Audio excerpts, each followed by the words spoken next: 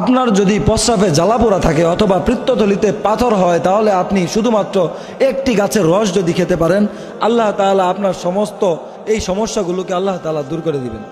অনেকেরই প্রস্রাবের মধ্যে জ্বালাপোড়া হয় এবং অনেকেরই প্রস্রাবের জায়গায় পাথর হয়, এই কারণে সে অনেক সমস্যার মধ্যে ভুগে।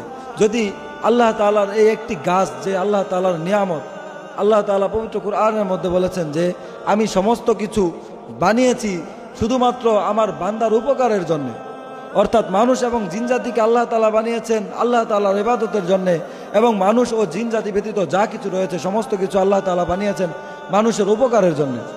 আপনি যদি শুধুমাত্র এই গাছের রসকে খেতে পারেন, তাহলে আপনার সমস্ত ঝামেলাগুলো, প্রস্রাবের যত ইনফেকশন রয়েছে, আপনার প্রস্রাবের জ্বালাপোড়া রয়েছে, প্রস্রাবের রাস্তায় যদি আপনার পাথর হয়, সমস্ত কিছুকে আল্লাহ তাআলা দূর করে দিবেন। সেই গাছটি হলো পাথরকুচি গাছ।